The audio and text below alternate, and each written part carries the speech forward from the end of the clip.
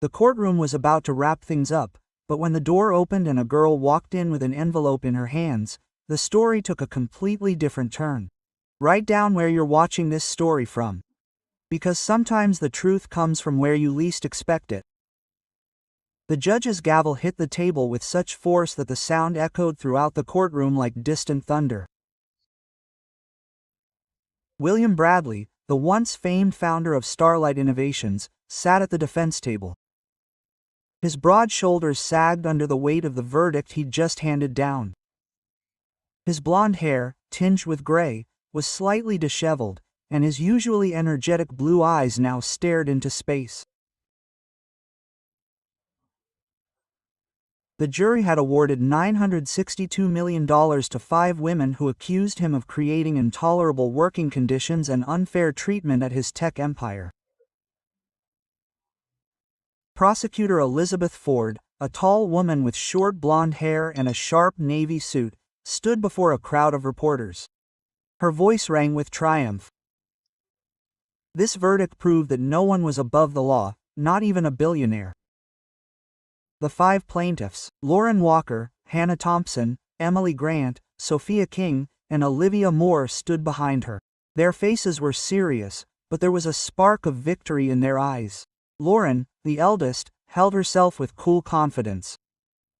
Her long blonde hair was styled immaculately. Hannah, nervously fiddling with a diamond bracelet, seemed less confident. Emily, her makeup carefully applied, kept adjusting her glasses. Sophia, sipping water from a glass, looked distant, and Olivia, the youngest, could not hide the slight worry in her blue eyes. William's lawyer, James Crow, a middle-aged man with a neatly trimmed beard, put his hand on his client's shoulder. "We'll appeal, Will," he said. His voice was firm, but there was weariness in it. This wasn't over. William barely heard him. His gaze was fixed on his ex-wife, Caitlin, sitting in the viewing gallery. Her blonde hair was pulled back into a low bun, her face expressionless.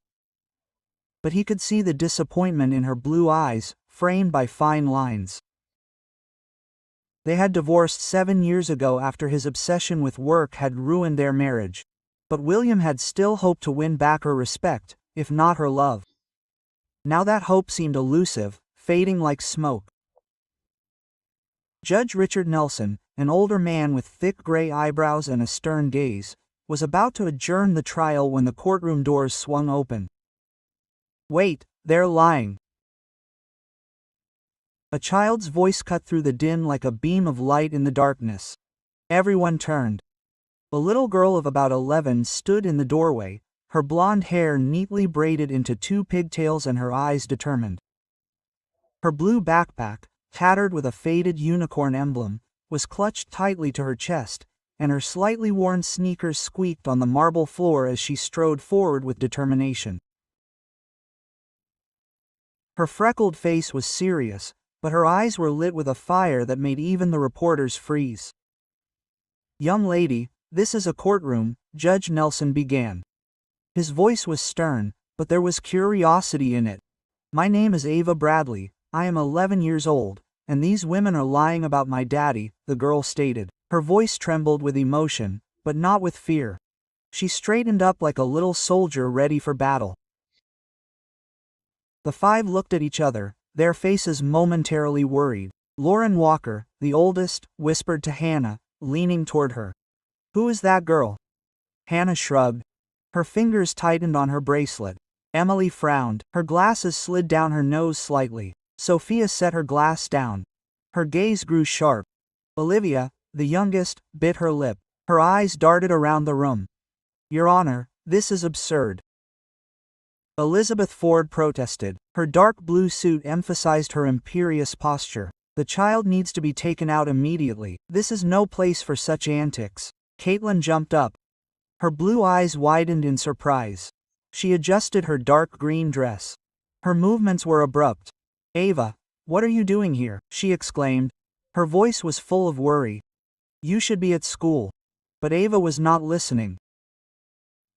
She walked up to her father, her small frame dwarfed by the massive defense table. She looked at William with the same determination her mother had shown in her youth and said, "Dad, I found proof.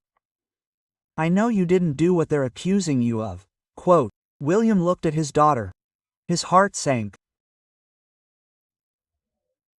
He hadn't seen her this confident since they'd programmed their first project, Lil E, which controlled the lights in their home lab. Judge Nelson banged his gavel for silence.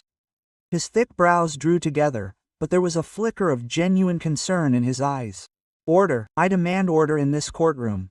Quote. His voice boomed until the hubbub died down. He leaned forward. His gaze softened as he looked at Ava. "Young lady, step up to the stand." Ava stepped toward the judge, her backpack still clutched tightly to her chest like a shield. William felt something well up in his chest that he hadn't felt in months. Hope. Its warmth spread slowly through his body, displacing the cold of despair. "Your Honor," Ava said. Her voice was quieter, but it was still as hard as steel. "I have proof that these women are making this up. It's all here." She patted her backpack. Her fingers gripped the straps so tightly her knuckles turned white. The room buzzed again. Reporters began to whisper, their pens sliding across their notepads. James Crow, William's lawyer, stood, his expression a mixture of surprise and cautious optimism. "Your Honor, if the girl has evidence, we ask that you consider it," he said, straightening his tie. Elizabeth Fort stood up. Her voice was sharp. "This is outrageous. A child cannot interfere with a trial." But Judge Nelson raised his hand for silence. "I will determine what is appropriate, Ms. Ford," he said. "Young lady, what exactly do you have?" Ava opened her backpack and pulled out a flash drive. Her small hand shook, but she held herself with a dignity that belied her age. "There are correspondence and documents in here," she said. "They show that these women were working for another company to harm Daddy."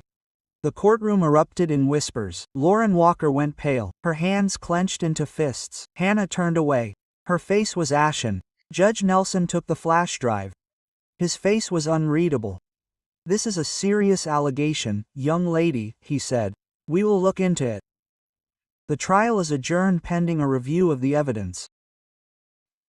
A year ago, William Bradley was on top of the world. At 52, he had built Starlight Innovations from a modest startup in his Silvercrest garage into a global tech leader. Their AI systems for analyzing data have changed everything from medical diagnostics to managing smart cities. Forbes magazine put him on the cover, calling him the architect of the future. His blonde hair, slightly touched with gray, an open smile became a symbol of innovation. That Tuesday began as usual.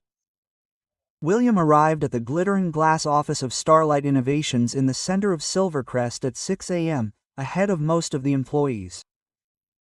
The company building, with its mirrored facades and green terraces, was the pride of the city. His assistant, Sarah Miller, a woman in her 30s with a neat blonde fringe and an invariable folder in her hands, handed him a cup of black coffee without sugar. Quote, "Models for the new advertising campaign will be here at 9, she reminded, adjusting her thin-framed glasses. "Marketing wants you to approve the final concept." Iliam nodded, already immersed in reports on the new A project for healthcare. For years, Starlight Innovations had used celebrity models to promote its products, which helped it attract attention and compete with giants like Nightwing Solutions. The model-driven campaigns were flashy, memorable, and William took pride in the fact that his company was able to combine innovation with art. Meanwhile, back at Caitlin's house in the quiet suburb of Silvercrest, Avadli was just waking up. Her room was a surprising mix of childhood hobbies and serious interests. A poster of the singer Lily Starr hung on the wall. Next to her was a chalkboard covered in code and the math formulas she'd solved for fun. On the table were books on programming, an old laptop, and a few homemade gadgets she'd built with her father. Ava had inherited William's keen mind and passion for technology, but her curiosity was even more insatiable. "Ava, breakfast." Caitlin called from downstairs. Her voice was warm, but there was a hint of weariness. Ava grabbed her tablet, continuing to work on the program she'd been writing for a week. She called her star navigator, a small one that could predict the trajectories of objects based on simple data. Unlike her peers, who were addicted to games, Avazdavala gave them away. Her mind, like her father's, saw code and numbers not as simple problems, but entire worlds full of possibilities. "Pancakes today," Caitlin said as Ava came down to the kitchen, her blonde pigtails bouncing. Caitlin, a child psychologist, wore a light gray sweater. Her blue eyes watched her daughter carefully. "And Daddy will pick you up after school for the weekend." Ava beamed, her freckles standing out on her cheeks. Despite her parents' divorce, they maintained a friendly relationship for her sake. Caitlin had custody during the week, and William picked Ava up on weekends. Their time together was filled with coding, watching sci-fi movies, and long walks around Bayview Park, where they discussed everything from the stars to algorithms. Quote, "Can we finish our project?" Ava asked, pouring maple syrup over her pancakes. "I figured out how to improve its interface." "I took the weekend off," Caitlin smiled, but her smile was strained, as if she was hiding something.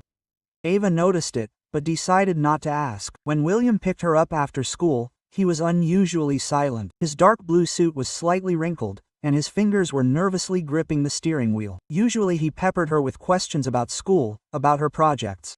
But today his thoughts were somewhere else. Quote, "Dad, is everything okay?" Ava asked, looking at him with her big blue eyes. William forced a smile, his face lit up, but his eyes remained worried. "Just work, honey, nothing to worry about." Noava knew her father better. Something was wrong. It wasn't until the evening in his home lab, full of screens, wires and prototypes, that he finally spoke. They were sitting at a large table, surrounded by blinking monitors, working on their joint project, which could analyze light patterns. Quote, "Sometimes people only see what they want to see," William said, looking at the screen where the cat was slowly turning into visual data. "What do you mean?" Ava put down the soldering iron she was using to connect the circuit board for their project. Her fingers were covered in solder, but she didn't care. William sighed, his shoulders slumping. Quote, "Some of the models in our ad campaign are saying that I've been acting wrong. Accusing me of things I haven't done. It's stupid," Ava said immediately. Her voice was full of confidence. Quote, "You would never do that."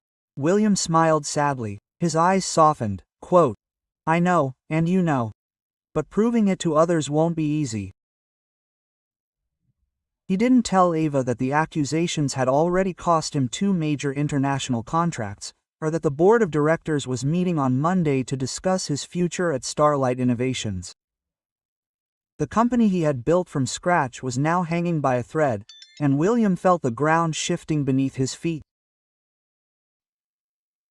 Lauren Ucker stepped out of a black limousine, her high heels clicking on the sidewalk in front of the Moonlight Bistro in downtown Silvercrest. An establishment with the dim lighting, plush leather sofas, and secluded booths made it perfect for conversations that weren't meant to be overheard. Inside, Hannah, Emily, Sophia, and Olivia were already seated at a corner table.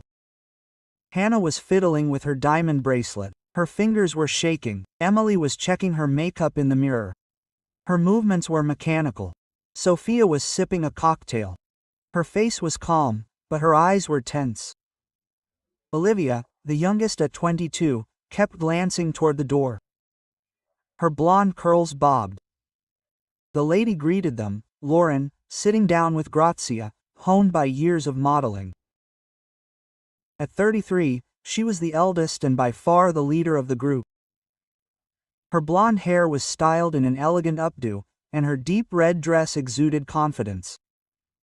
"I hope everyone is ready for testimony tomorrow. Are we really doing this?" Olivia asked quietly. Her voice was shaking, and her blue eyes nervously darted from one face to another under her arms. Quote, "Mr. Bradley has always been polite to me. I'm not sure." Lauren smiled, but her eyes remained cold as ice. "Olivia is sweet, we've discussed this." Have you seen how this industry treats women after 30? This is our ticket to the future. 2 years ago, Lauren was the face of Starlight Innovations' advertising campaigns. She sparkled on billboards, her smile graced magazines, and contracts brought in six-figure sums. But William decided to update the brand, choosing new, younger models, and her contract was terminated. It was not just humiliation. It ruined her career. Without contracts, her luxurious apartment in the center of Silvercrest, trips to Europe and invitations to elite parties disappeared. Quote, "William Bradley ruined my career," Lauren continued. Her voice was as hard as steel. "He replaced me without a twinge of remorse. Now he's going to pay for treating us like disposable objects." But it was Emily who started making up the charges, lowering her voice. She adjusted her glasses. Her blonde hair was pulled back into a neat bun. Quote, "And if we get caught, they won't," Lauren snapped. Her eyes narrowed. 5 respected professionals against 1 rich techie. In this day and age, we're unbeatable. Sophia nodded, putting down her cocktail. Quote, "My cousin's lawyer," she said. Her voice was calm but firm. "He says companies almost always settle these cases to avoid publicity. Bradley will pay to make us disappear long before the trial, and if not," quote, Hannah asked. Her fingers were still fiddling with the bracelet. "Then we'll publicly shame him," Lauren replied coolly. "I have a contact at the Silvercrest Post. They're already waiting for an exclusive interview about victims in the tech industry. Once the media started, his reputation would be destroyed." Regardless of the verdict, none of them noticed the waitress lingering at the next table, pretending to wipe down the table. Sarah Miller, William's assistant, was walking into the Moonlight Bistro to get coffee for her evening shift when she noticed the women. Her intuition, honed by years of working with William, told her that their conversation was important. She turned on the recorder on her phone and recorded snippets of their conversation. It wasn't legally significant evidence. The words were too scattered, but they confirmed her suspicion. The accusations against William were lies. The next day, Sarah tried to tell William what she'd overheard, but he waved her off. His face was tired. Quote, "Sarah, I appreciate your loyalty, but such recordings may be illegal," he said, rubbing his temples. "Delete them." Quote, "We'll handle this through the courts, as is proper." Sarah reluctantly deleted the post, but her anxiety was growing. The allegations were gaining traction in the press. Headlines in the Silvercrest Post screamed scandal, and people were too quick to believe the worst about her boss. Even colleagues who had known William for years began whispering behind his back. Ava couldn't sit back. She could see her father's confidence slipping, his eyes growing dimmer with each new headline. Her room, littered with programming books, old magazines, and homemade gadgets, became her sanctuary. She decided to take action. Using her father's old laptop, she bypassed the school's firewall and gained access to Starlight Innovations' cloud servers. Her skills, honed through playing with code, allowed her to dig deeper than any adult would expect. One sleepless night, after Caitlin was already asleep, Ava discovered a folder containing metadata related to the Luna project. It was an experimental AI that William had cancelled 3 years ago due to ethical concerns. The system was able to collect user data without their consent, analyzing their behavior through the company's device. But someone was still working on Luna in secret.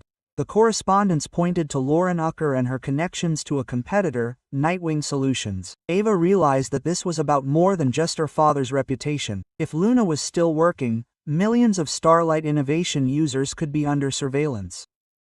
She copied the data to a flash drive, hiding it in a secret pocket of her backpack. But that wasn't enough. Ava started looking for other leads, digging through old emails and server logs. She found an encrypted message sent from an anonymous address that mentioned Luna and Nightwing. It took 2 days to decrypt. Ava used a program she wrote herself, and the results stunned her. The message hinted at a plan to undermine William's reputation so that Nightwing Solution could take over the market. Ava knew it was dangerous. She didn't tell Caitlin or William, afraid they would stop her. Instead, she kept digging, spending nights at her laptop until her eyes watered. She found one more piece of evidence, a recording of a video conference where Lauren discussed with an unknown man how to use the allegations against William to pressure the board of directors. The man, whose face was hidden, mentioned Nightwing, and a man named Drek Wilson, their head of development. On the day of the trial, Ava sat in her room, clutching her backpack. She knew she should be at school, but instead she convinced her neighbor, Mrs. Ellen Pierce, an older woman with kind eyes and gray curls, to drive her to court. Mrs. Pierce, always willing to help, didn't ask questions, seeing Ava's determination. When Ava stormed into the courtroom, her heart was pounding like a drum. She knew her words could change everything. Walking up to the judge's stand, she opened her backpack and pulled out a flash drive. Her small hand shook, but she held herself with a dignity that silenced even the reporters. Quote, "Here's proof they lied," she said. Her voice was shaking, but her eyes were shining. Quote, "And they work for Nightwing Solutions. They were going to ruin Daddy's company." The room erupted in whispers. Lauren Ucker went pale, her hands clenched into fists. Hannah looked away. Her face was ashen. Emily took off her glasses. Her hands were shaking. Sophia set her glass down on the table. Her gaze was sharp as a blade. Olivia bit her lip. Her eyes filled with tears. Judge Nelson took the flash drive. His face remained unreadable. Quote, "That's a serious allegation, young lady," he said. His voice was calm but firm. Quote, "We'll look into it. The hearing is adjourned pending the review of the evidence." Caitlin walked over to Ava. Her expression was a mixture of worry and pride. Quote, "Ava, how did you do it?" she whispered, hugging her daughter. "I just wanted to help Daddy," Ava replied. Her voice was quiet, but there was strength in it. William looked at his daughter, his eyes shining with tears. He didn't know how she found this evidence, but in that moment, he knew that his little girl had become a hero. The next 2 days were tense. Cybersecurity experts hired by James Crow examined Ava's flash drive. They confirmed that the data was real. Text messages and video conference recordings pointed to Ucker and other models conspiring with Derek Wilson of Nightwing Solutions. They fabricated charges to undermine Williams' reputation and weaken Starlight Innovations, giving Nightwing a chance to take over the market.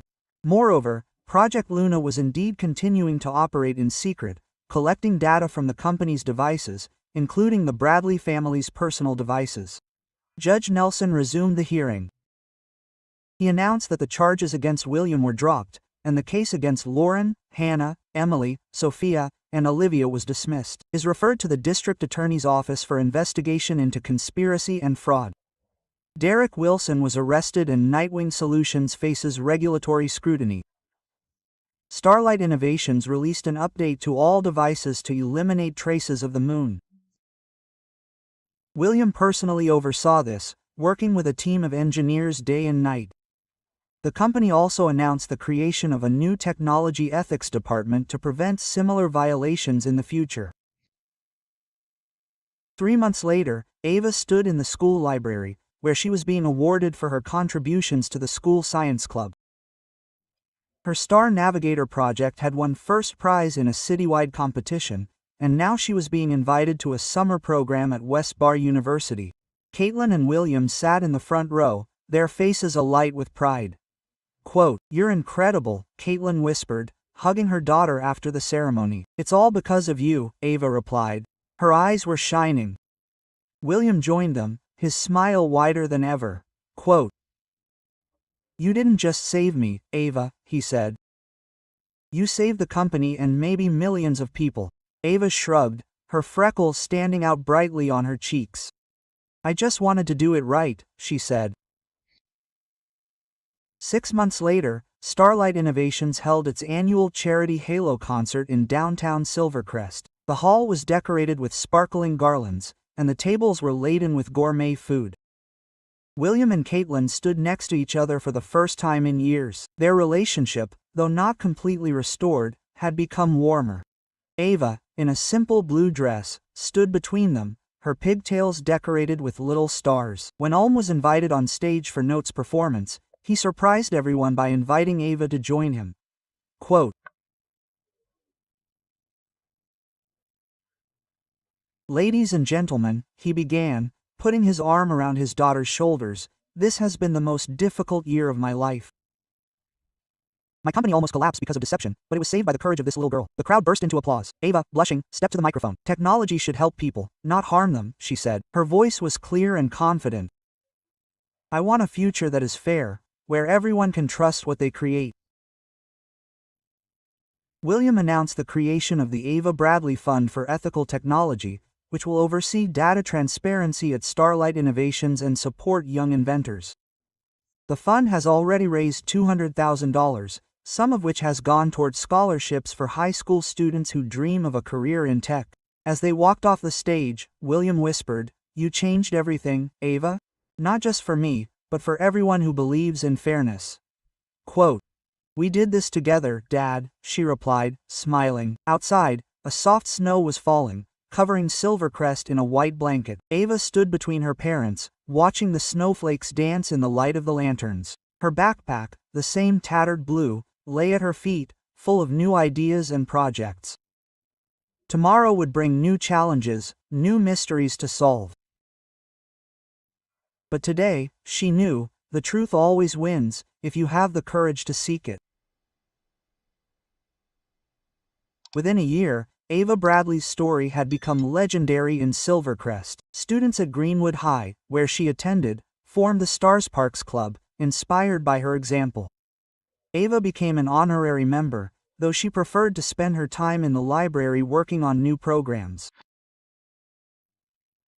Her Star Navigator was adapted by Starlight Innovations for use in medical devices, helping doctors predict complications in patients.